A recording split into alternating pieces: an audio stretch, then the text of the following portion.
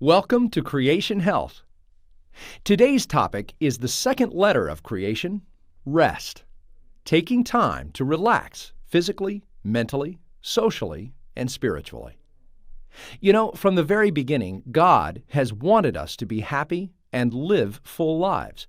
He wants us to overflow with health, peace, and joy, and His gift of rest makes this possible.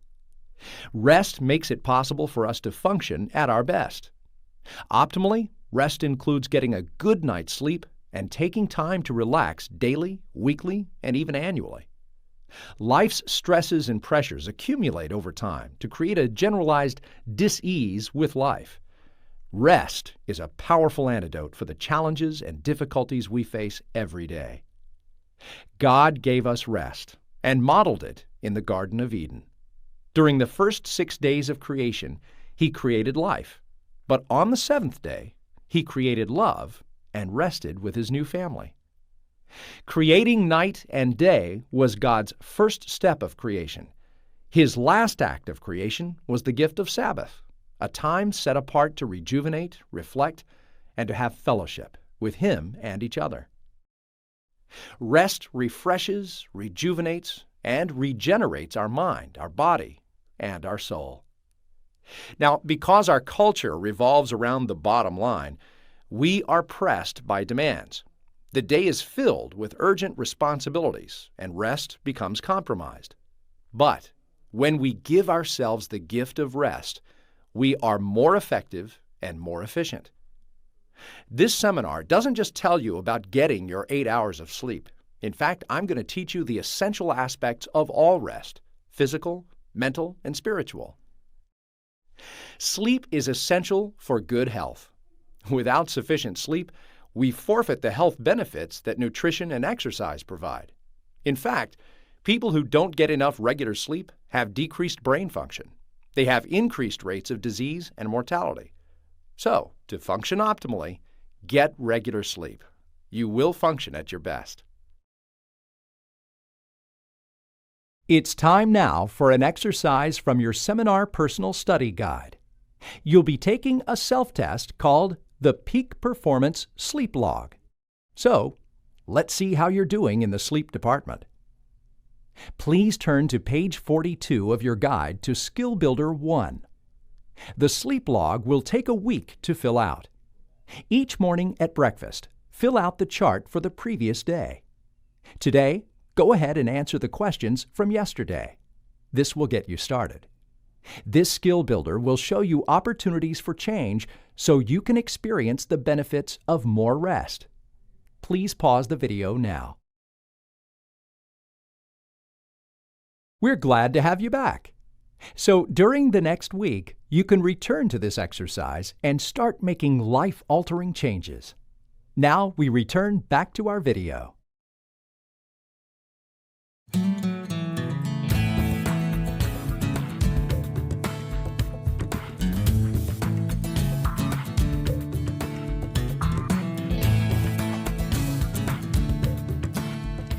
Life has a rhythm. The waves of the sea roll in and they roll out. The wind picks up and it dies down. The sun rises and it sets. From season to season, the moon makes its rounds through the sky as our planet cycles through the stages of death and rebirth on its heavenly voyage around the sun. Through it all, we notice that rest is part of this rhythm and essential to perpetuating the unending cycle of life. Without it, we disintegrate into small fragments of stress and weariness. We become numb, dazed, and dull. But with it, we function at our best. Rest regenerates our mind, rejuvenates our spirits, and rebuilds our body.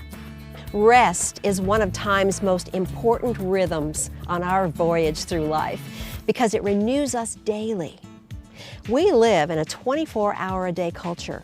Our days are crammed full with urgent responsibilities and other priorities. Rest?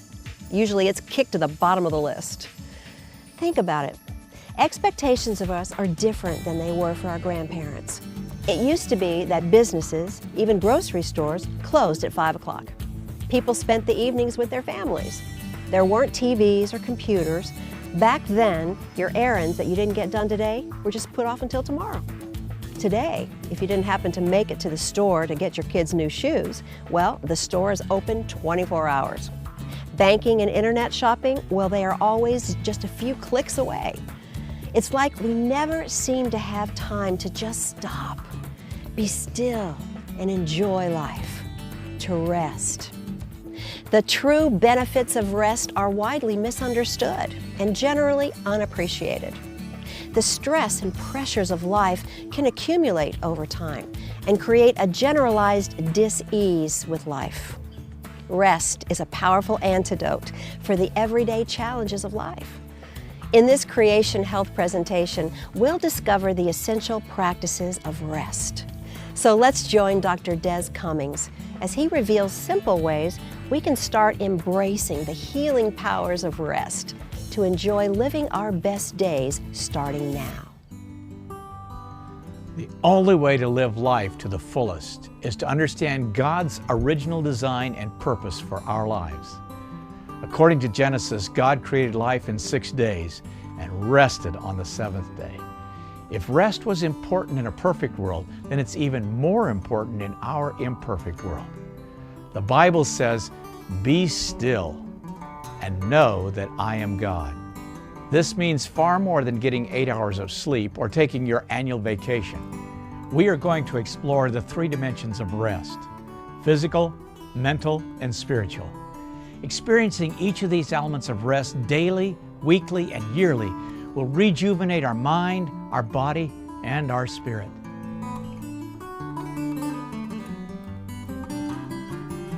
Physical rest keeps us functioning at our best. But studies show sleep also promotes a trim waistline and helps you maintain your weight. It protects against high blood pressure and other diseases and also strengthens our memory. We've always known we need to get regular sleep to be healthy, but do we really understand what happens to our bodies when we don't get enough sleep? Sleep is often the part of our day that gets compromised first when we get too busy. We pack our schedules full and then accept whatever is left over at the end of the day for sleep. This lack of adequate sleep affects more than just how tired we are the next day. It compromises the positive effects of exercise and good nutrition. To be healthy, we must sleep well. The restorative and rejuvenating effects of regular sleep keep our mind and body functioning at their best. Did you know that 30% of Americans sleep less than 6 hours each night? When people sleep less than 4 hours a night, various hormonal and metabolic systems begin to malfunction. Chronic sleep loss can hasten and increase the severity of diabetes, high blood pressure, and obesity. Studies indicate that women who work the night shift and care for their children in the daytime talk about sleep with the same intensity that hungry people talk about food. And research shows that women who sleep for 5 hours or less a night significantly increase their risk of heart disease. Reduced sleep causes daytime fatigue, reduced neurocognitive or brain function, and depression.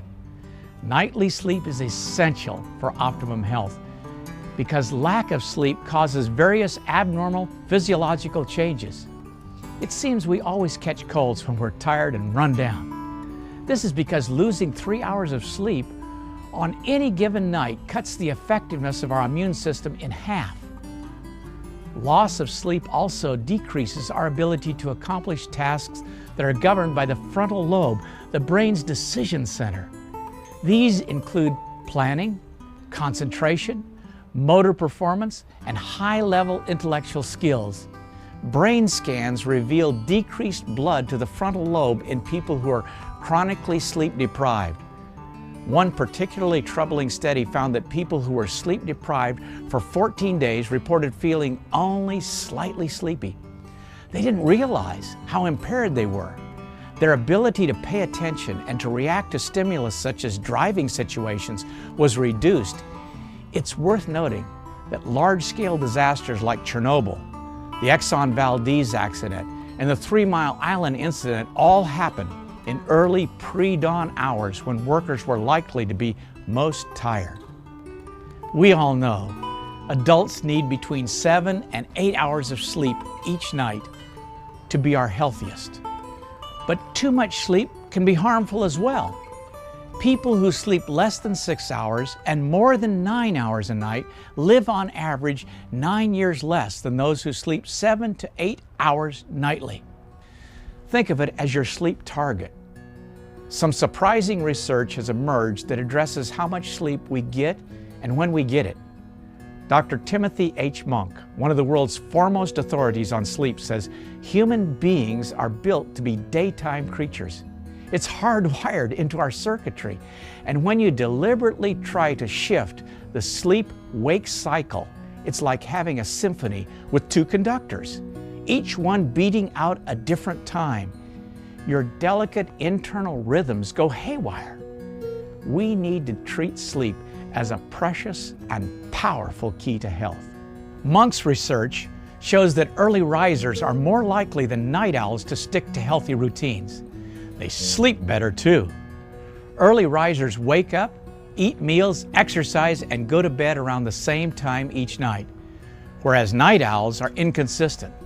Consistency boosts and reinforces healthy practices. Our bodies are like rhythms, according to Monk. One of the secrets that helps us achieve regenerating sleep is a hormone called melatonin. Normally, melatonin levels are highest during the ideal hours of sleep.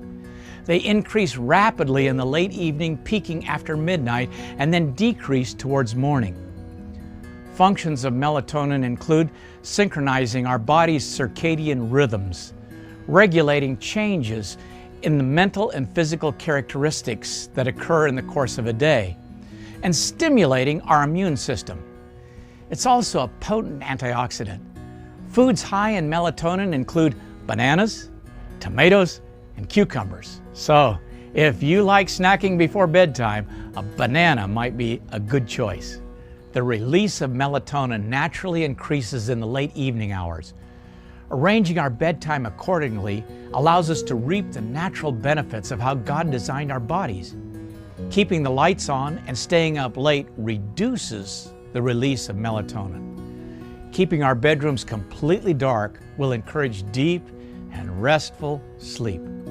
Going to bed as early as possible helps with the release of the human growth hormone ghrelin, which peaks during non-REM sleep about an hour after we fall asleep. Non-REM sleep happens in the early hours of the night and diminishes as morning approaches. You've heard people talk about getting their beauty sleep. Well, this growth hormone has a powerful effect on maintaining a youthful appearance.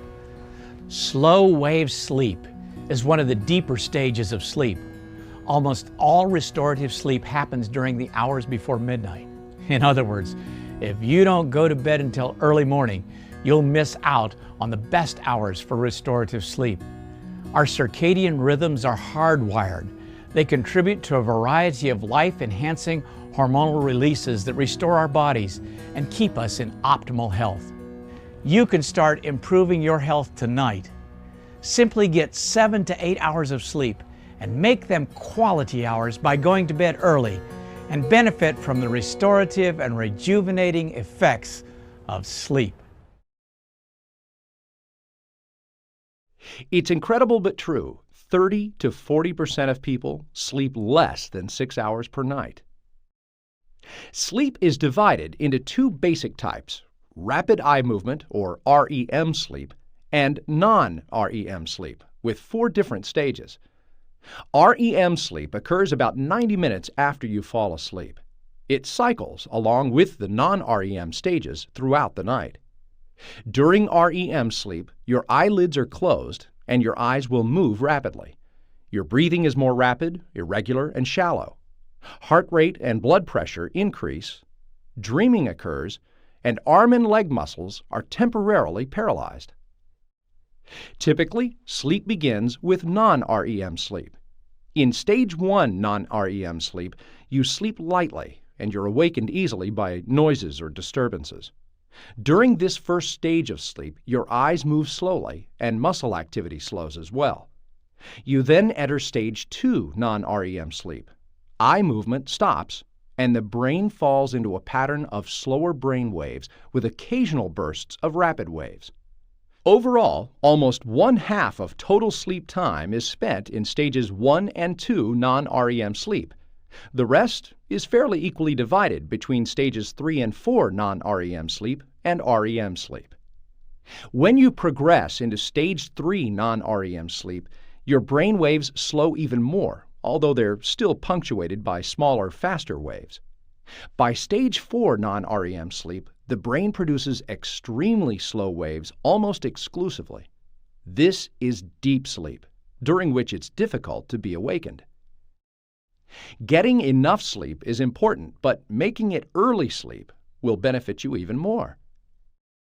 We all know that 7 to 8 hours of sleep a night is best for adults and is associated with the greatest longevity. In the classic Alameda County study, mortality rates from heart disease, cancer, stroke, and all causes combined were lowest for people who slept 7 to 8 hours per night. More than 8 hours can be detrimental, though. People who sleep less than 6 hours or more than 9 have an increased 9-year mortality rate when compared to those who sleep 7 to 8 hours a night.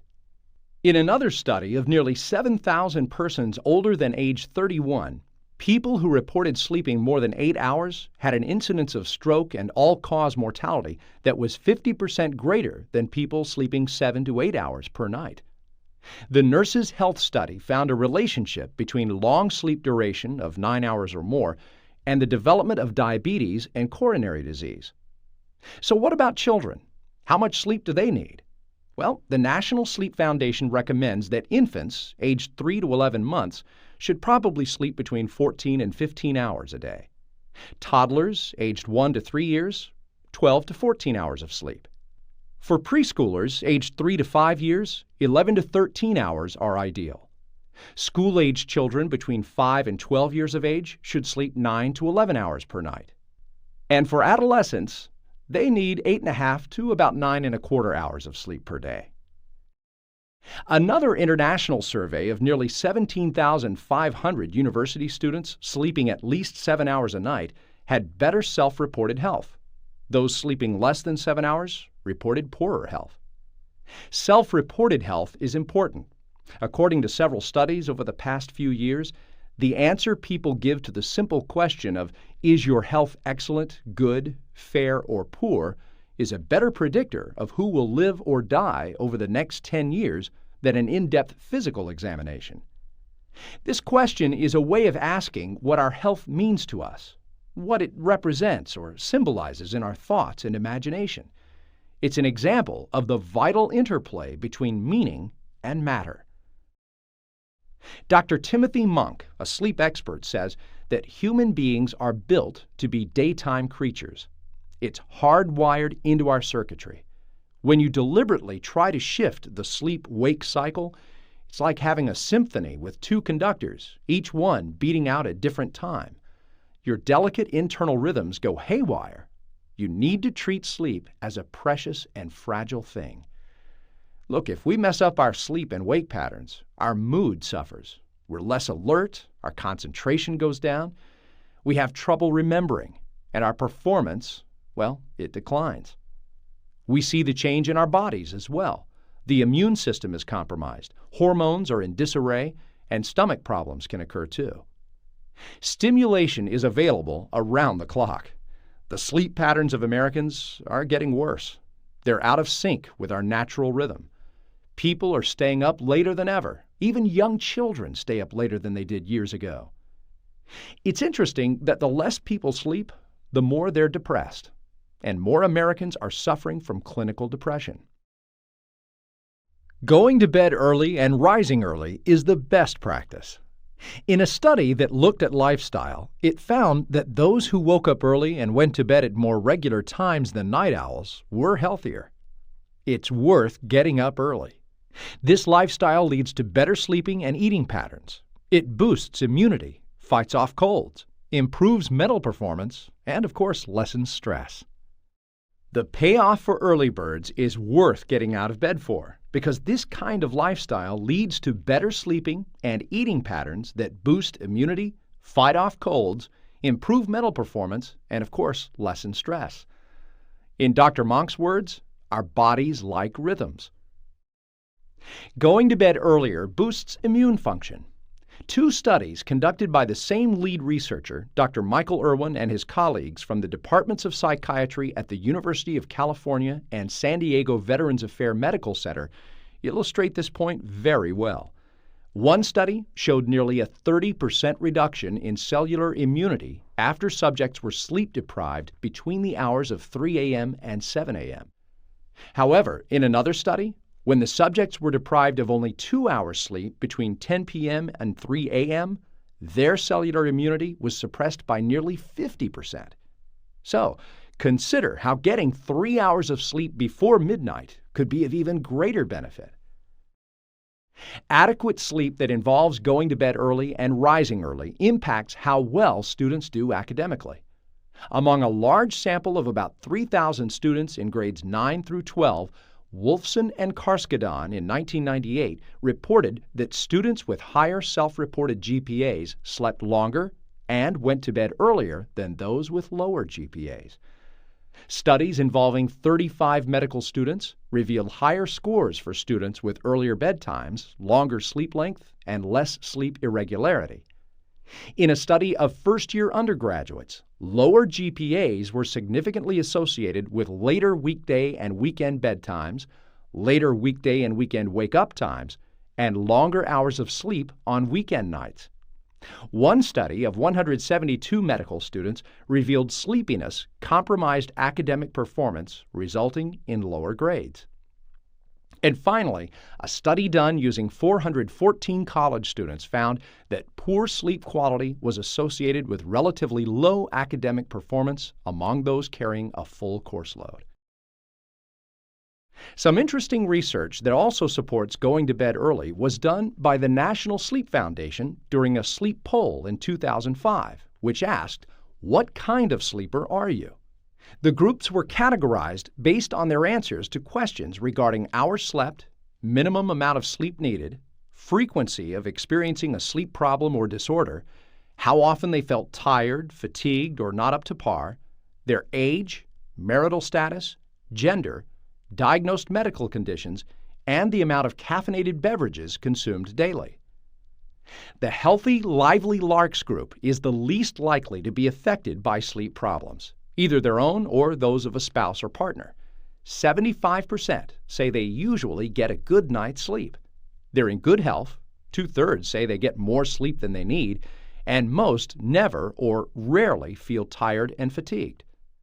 Among the youngest of the groups, with an average age of 44.5 years, most are married or partnered and working full-time at regular day shifts. They consider themselves morning people, aka larks, and are less likely than other groups to have a diagnosed medical condition. Comparing the Healthy, Lively Larks to the largest group of night owls, which were 59% of those polled, the Foundation classified this group as sleepless and missin' the kissin'. This group is the least likely to say they frequently get a good night's sleep. Nearly half feel they're getting less sleep than needed, and the same number say they usually feel tired or fatigued. They are more likely than other groups to say their or their partner's sleep disorders have caused significant or moderate problems with their relationship, 25% versus 8% overall. And 2 out of 5 report that sleepiness has affected their intimate relationships. Now, another benefit of getting to bed early is the benefits that stages 3 and 4 sleep give. Remember, stages 3 and 4 are considered deep sleep that are restorative and necessary for feeling well-rested and energetic during the day. As the night progresses, REM sleep time becomes longer, while time spent in non-REM sleep, stages 3 and 4, becomes shorter. So by morning, nearly all sleep time is spent in stages 1 and 2 of non-REM sleep and in REM sleep. This shows the significance of going to bed early to reap the restorative benefits of stages 3 and 4. So how do you think you stack up? In this next exercise, you'll be asking yourself, how good are my sleep strategies? Please turn to page 258 for this short test that examines your basic sleep habits. Please pause the video now and see how you do. Welcome back. So how did it go? Are you on track, or do you have a big list of things to change? We'll be showing you how to solve some of the problems as we progress. Proper rest also maximizes the body's natural hormonal processes. The first hormone we'll discuss is melatonin, a precursor to good sleep. Getting to bed earlier maximizes the benefits of melatonin. It synchronizes circadian and circannual rhythms, stimulates immune function, and was recently shown to be a potent hydroxyl radical scavenger and antioxidant. Melatonin does several things. First, it guards the nervous system against degenerative disease like Alzheimer's and stroke. It also prevents debilitating migraines. It coordinates physiological rhythms that help set the brain's biological clock, and it easily diffuses into all cells, crossing the blood-brain barrier to protect the delicate brain.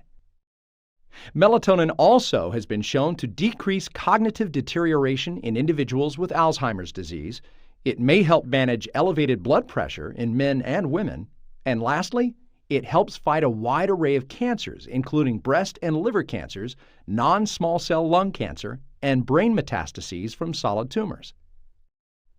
In normal people, endogenous melatonin levels are highest during the normal hours of sleep, increasing rapidly in late evening, peaking after midnight, and decreasing toward morning. Melatonin is found in a variety of plants in varying levels of concentration, and the consumption of such plant foods might alter the blood melatonin levels, as well as provide protection of macromolecules against oxidative damage. Melatonin has anti-cancer effects, so it's important to maximize its production and release into our system. Light is a potent stimulus for regulating the pineal gland's production of melatonin. Modern life promotes more light stimulus at night, and that can suppress melatonin release. So going to bed earlier and limiting your exposure to bright lights at night is beneficial. And you don't have to take my word for it. This is well supported by two different studies. The first included over 11,000 visually impaired Finnish women, in which the researchers found a 40% decrease in risk of breast cancer among totally blind women, suggesting this reduction is due to reduced light at night exposure. In another study, the Nurses' Health Study, which included over 100,000 nurses, showed that among the nurses who worked the rotating night shift, there was an increased rate in breast cancer.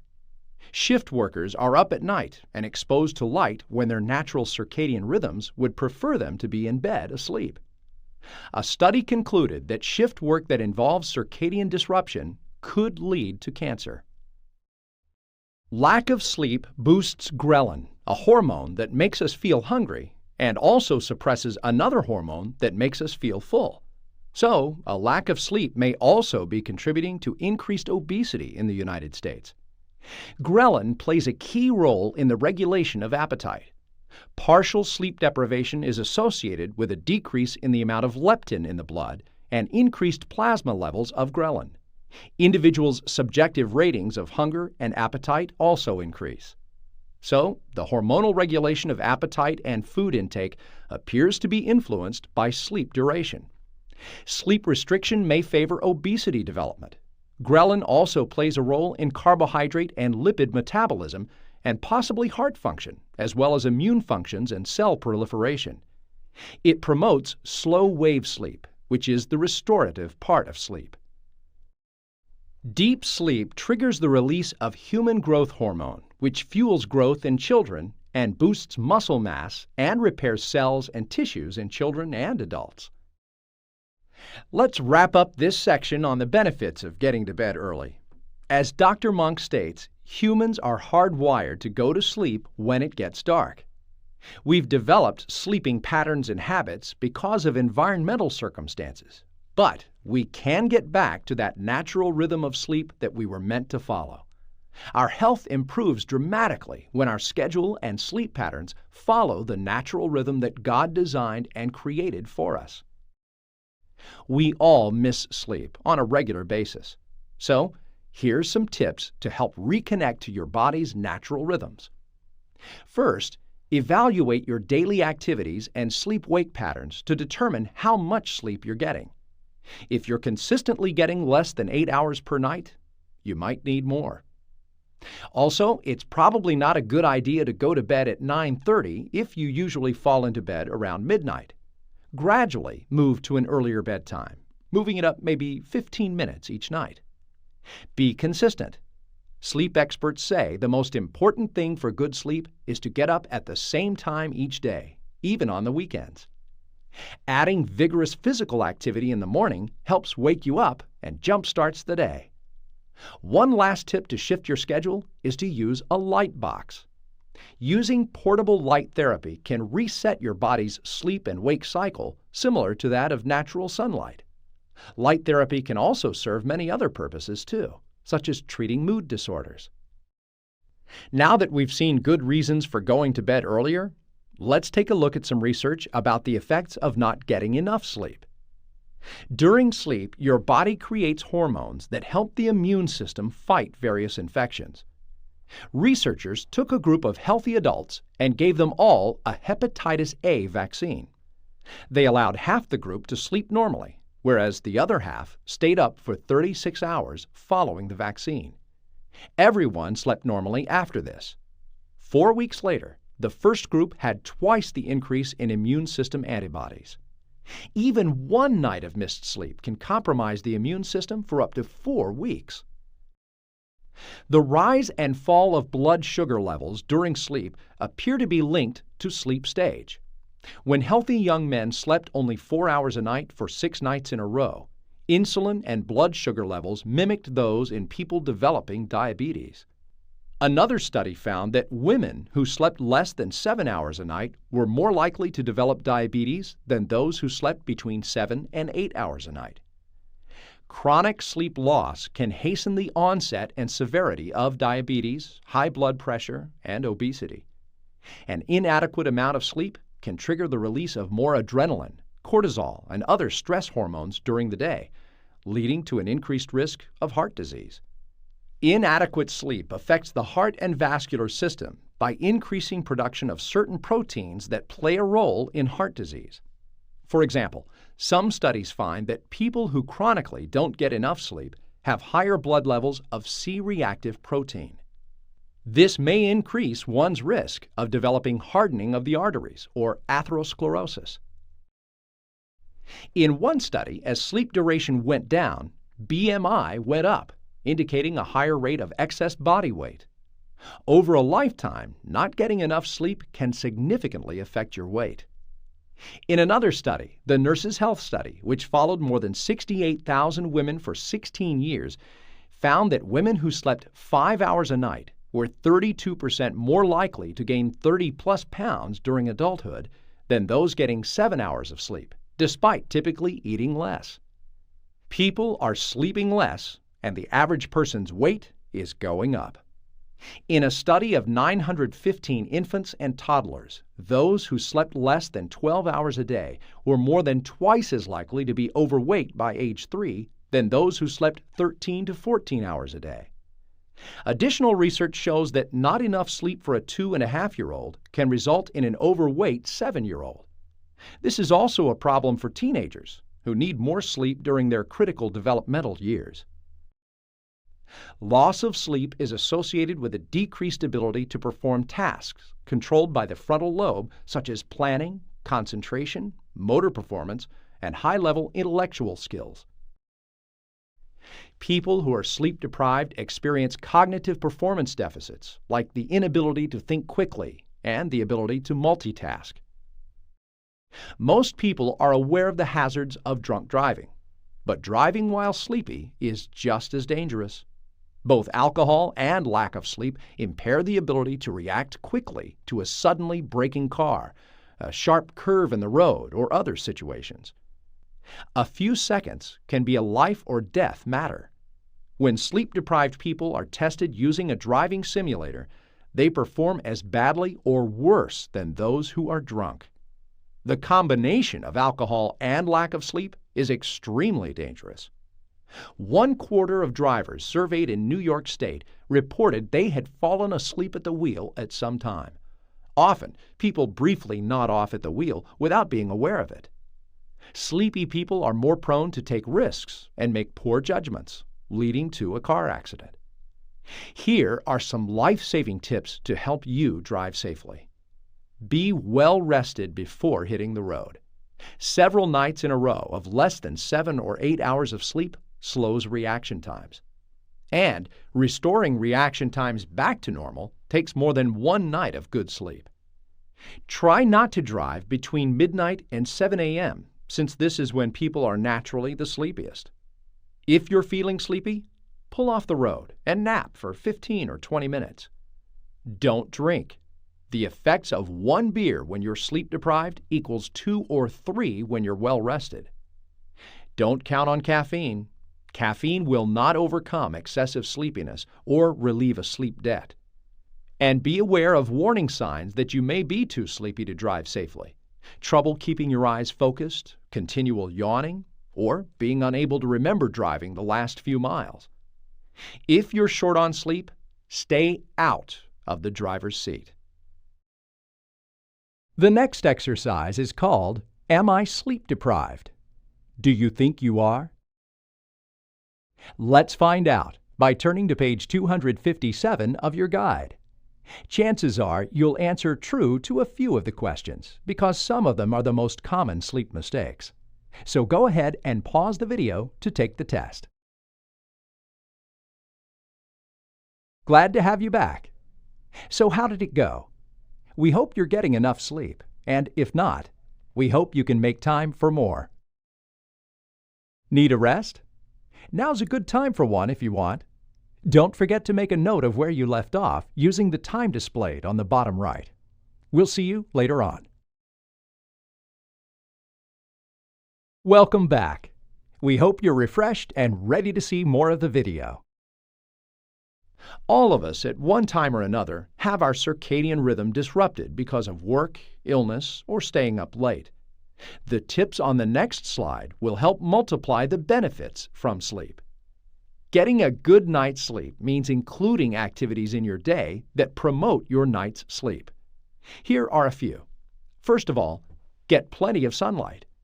Adequate sunlight helps us to sleep better and maintains a healthy circadian rhythm. Get plenty of fresh air. Fresh air enhances circulation, which is vital to good sleep. It also improves our sense of well-being. It relaxes us, lowers body temperature and our resting heart rate, all of which improve our ability to sleep. Thirdly, get regular physical activity. If your body is tired at the end of the day, you'll sleep better. Researchers studied a group of 50 to 75-year-olds with sleep problems. The participants began moderate physical activity for about 30 minutes 4 times per week. Then the researchers compared the active adults with a similar group who did no physical activity. The more active group slept an average of 1 hour more each night, took less time going to sleep, and spent less time napping and reported improved sleep quality. Next, finish your last meal about 3 hours before bedtime and aim for a lighter meal because your digestive organs need rest too. You should maintain regular sleep and wake times.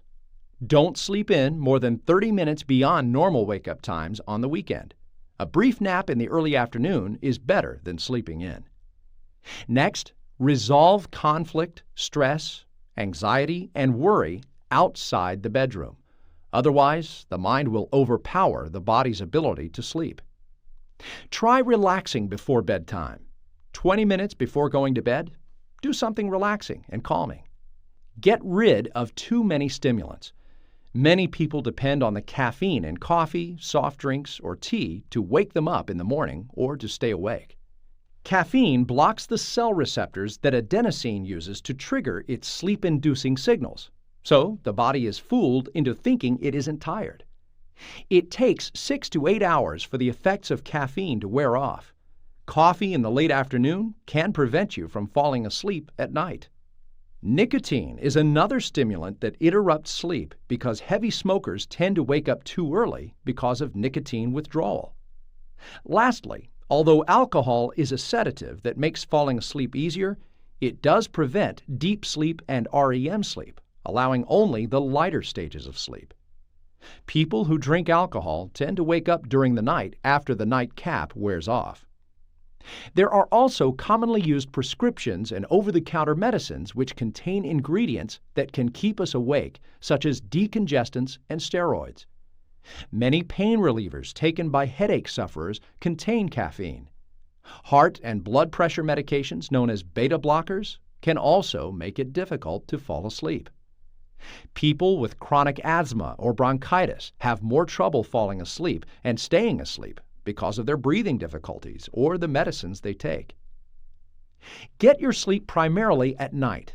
Naps, though helpful, can rob us of nighttime sleep, so use them with discretion, maybe only 2 or 3 times a week. If more are needed, take a look at your nighttime sleep habits. Take a hot bath 1.5 to 2 hours before bedtime. Research published in the journal Sleep found that women with insomnia who took a hot bath within 1.5 to 2 hours of going to bed had slept better. The bath increased their core temperature that quickly dropped once they got out of the bath, which helped them fall asleep faster and rest better. Make sure the environment you're sleeping in is right. Here are some tips for that. First, maintain a dark room. Darkness prompts the body to release melatonin. Even a little light can disturb your sleep. Can you believe that a research study at Cornell University found that even seemingly small light sources such as LED alarm clocks can interfere with sleep? Dimming the lights in your home within 20 minutes of going to bed creates a sleep environment. Also, try keeping your room quiet. Block out noise with some form of white noise, such as a fan. Keep the temperature cool. During sleep, the body's internal temperature drops. Keeping the room cool helps the body use its valuable energy and resources efficiently. Use the bed only for sleep and intimacy. After 15 to 30 minutes of sleeplessness, get out of bed until you're sleepy. If you pay the bills in bed, watch TV, work, or do other activities, then lying in bed is gradually associated with sleeplessness, which teaches your body to remain awake when in bed. Next, circulate fresh air. High air quality helps to maximize the restorative and regenerative properties of sleep. Fresh air also has relaxing effects and lowers body temperature and resting heart rate. Benjamin Franklin's famous quote contains a lot of wisdom. As mentioned, people who go to bed early and get up early have lower rates of heart disease, diabetes, and overall lower death rates than those who stay up late and get up late. Human beings are day creatures. That's how God made us. Our body is designed to work best when going to sleep early in the evening and getting up early in the morning. Are you ready for another exercise? How about trying the self-test A called What's My Sleep IQ? It's on page 256. It will reveal to you your general knowledge of sleep. Go ahead and get started on it, and put the video on pause. Glad to see you back. That test is pretty hard. So now you know some of the myths and facts. We'll show you how to deal with them later in this lesson.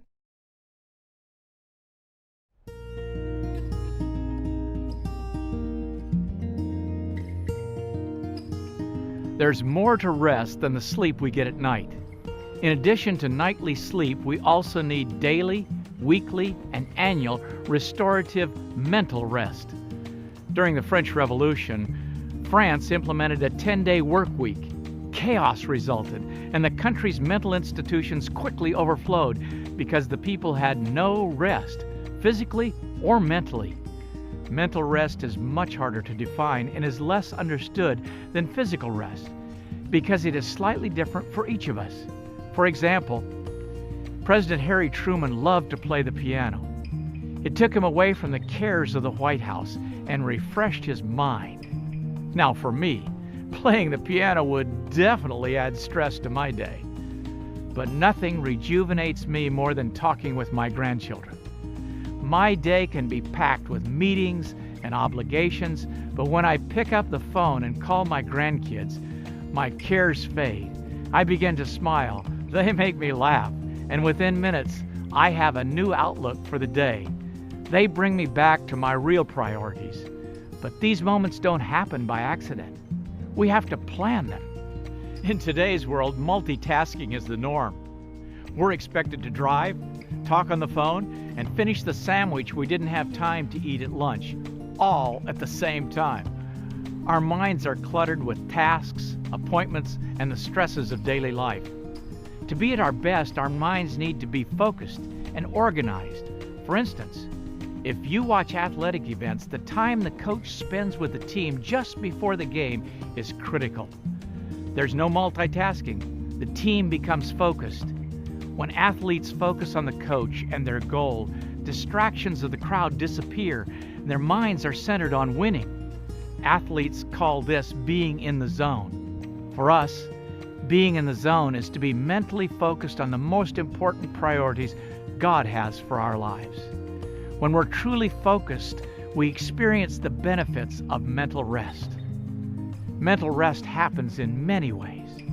Whatever it is for you, it should be a complete break from the day's activities. One way to know if you are really relaxing is to experience how fast time flies when you're taking your mental break. It can be as simple as walking outside for a few minutes and breathing fresh air. This improves your sense of well-being. The fresh air also has a tranquilizing and relaxing effect. Just take a break in your normal routine and think about or pursue something you truly enjoy. It can be as short as 10 to 15 minutes. For you, maybe it's reading your favorite book during your lunch hour or playing fetch with your dog after work. Whatever it may be, find your personal mental rest. We need to energize our mind, body, and soul with daily, weekly, and annual rest. This includes the use of meditation because it's a powerful form of mental relaxation that refreshes us spiritually. Daily relaxation includes doing something totally different than what is typically done most of the day. If your schedule keeps you inside most of the day, then eat lunch outside. Or take deep breaths of fresh air to renew your mind. Fresh air improves lung function, lowers body temperature and resting heart rate, decreases survival of bacteria and viruses, and decreases severity of stomach ulcers. Meditating on positive and encouraging things, like favorite Bible promises, can relax the soul and fill the heart with peace. Use your imagination to go somewhere peaceful, like the beach or the mountains, for a 15-minute daily mental vacation. Make your daily vacation personal. Find something you have a passion for.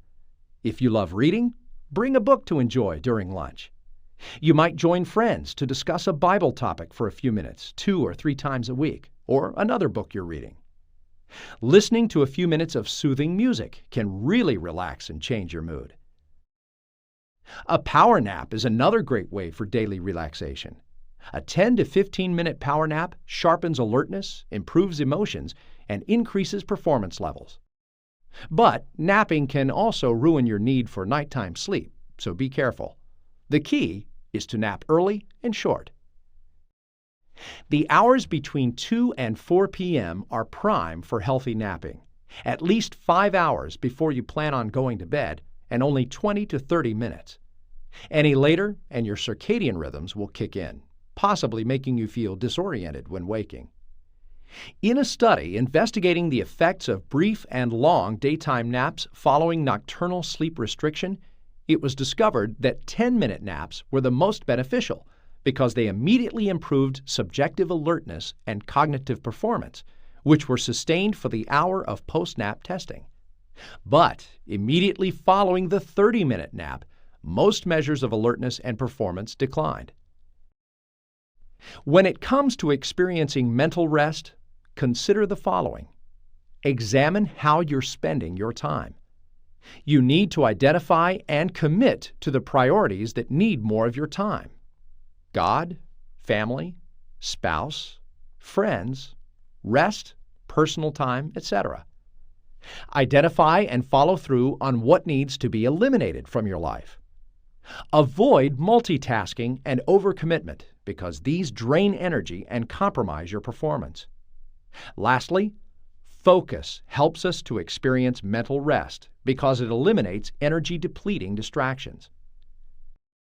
To maximize mental rest, take physical breaks during the day, get a 10 to 20-minute nap, take frequent mental breaks, visit with someone, or pray.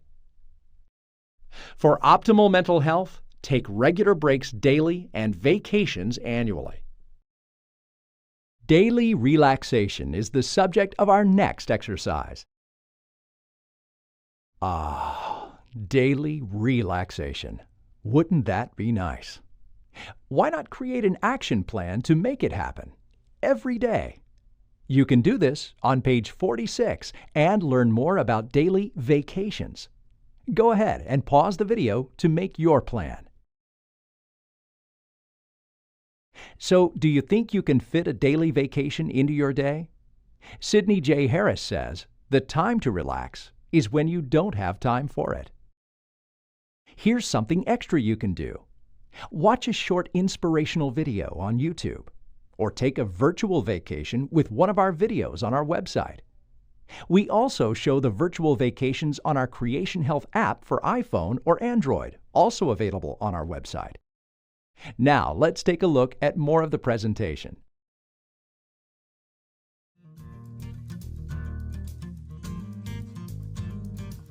Spiritual rest.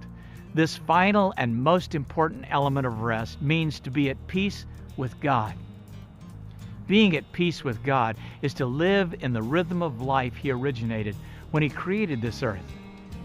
In the creation story, God designed the world in 6 days and then rested on the 7th day.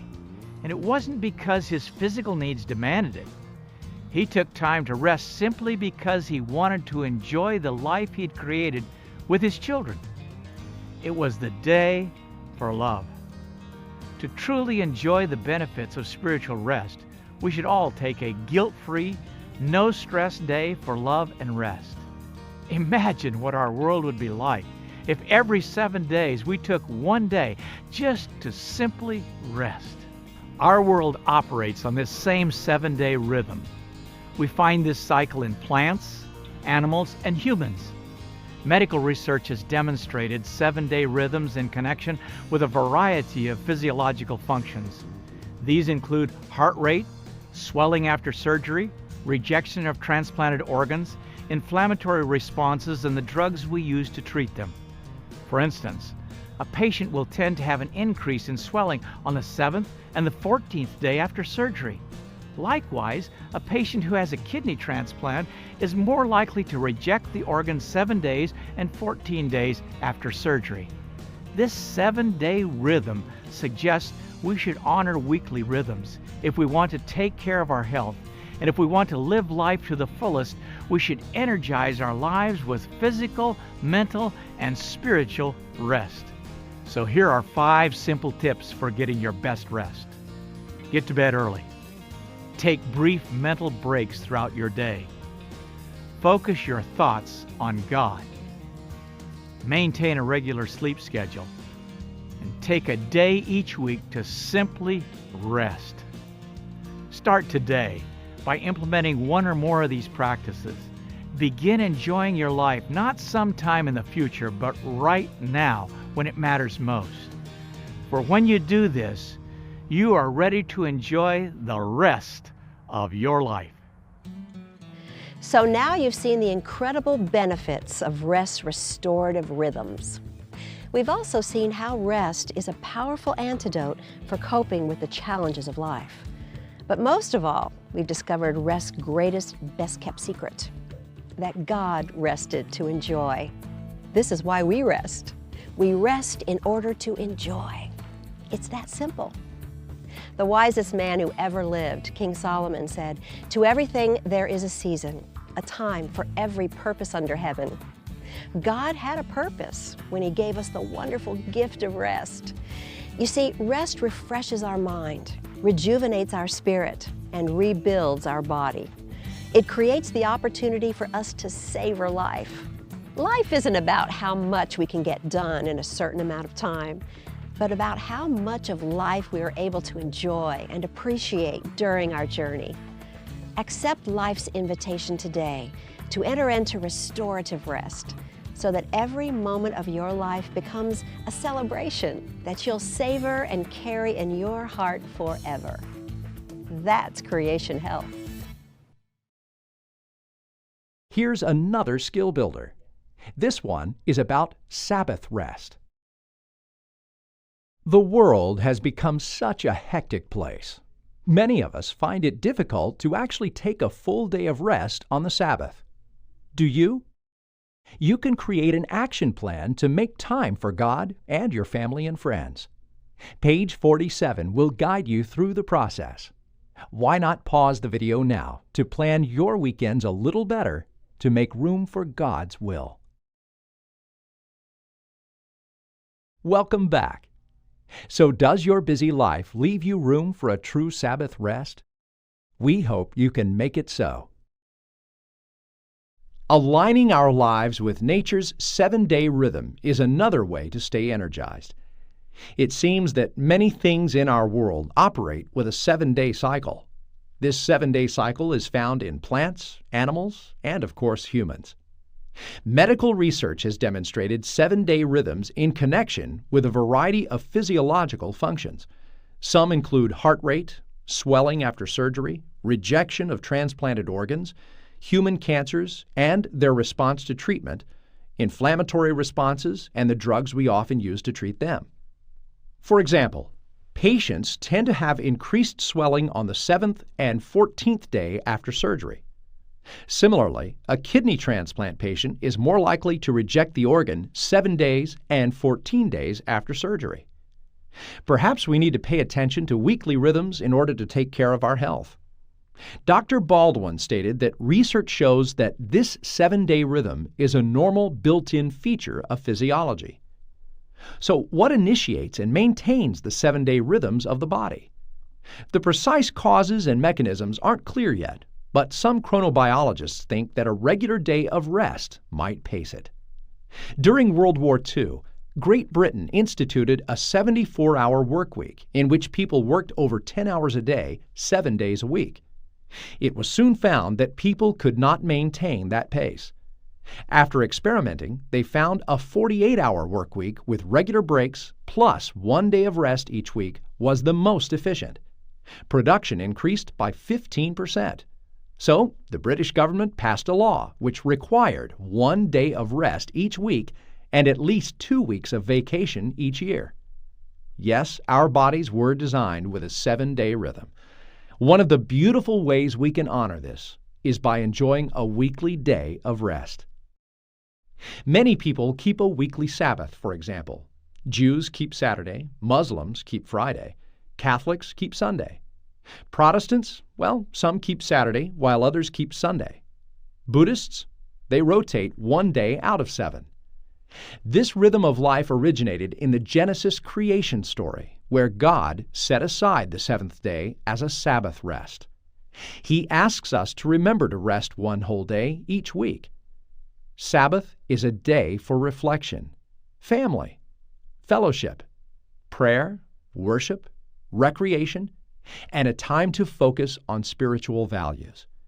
It's a special time to connect with the Creator and those around us whom we love and care about. The Sabbath is when God rested from the work of creating the world because He wanted to enjoy His family.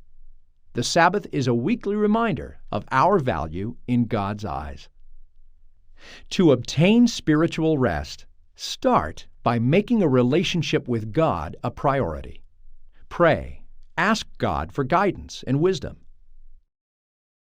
Take 1 day a week, a 24-hour day or Sabbath, to just connect with God and family. God promises that when we come to Him with our busy, stressful lives, He will give us rest. The kind of rest God gives is the kind that restores us from the inside out. Speaking of rest, it's time to take another break. When you pause the video, make a note of the time you left off. Enjoy. Now that you're back, do you feel better? Are you ready to go? Let's begin.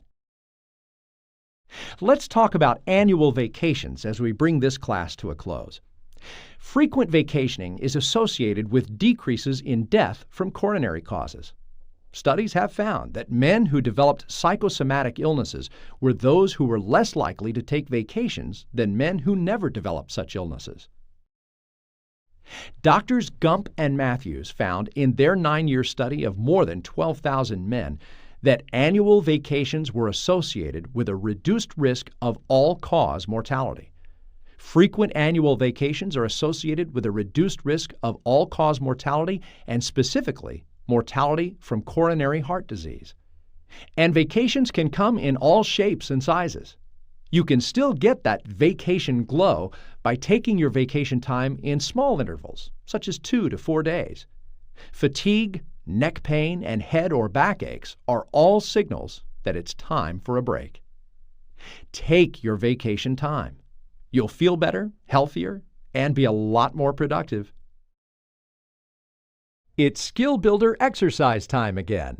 This one is called Vacation or Weekend Getaway.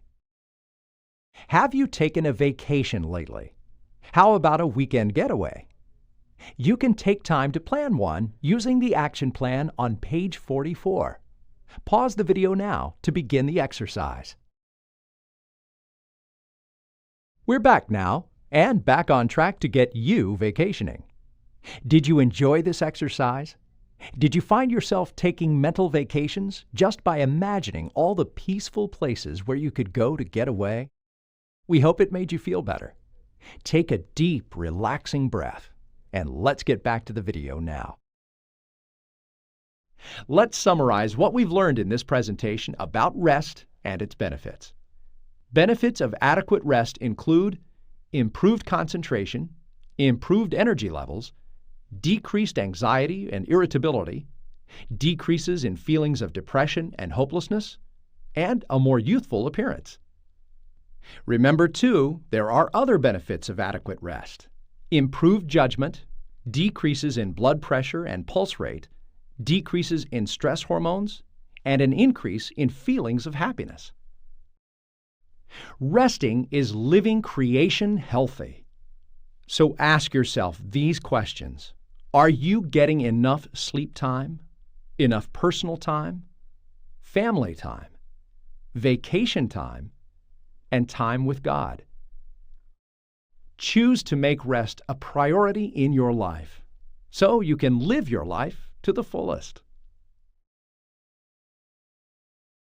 Don't forget your tips for success starting on page 48 of your guide.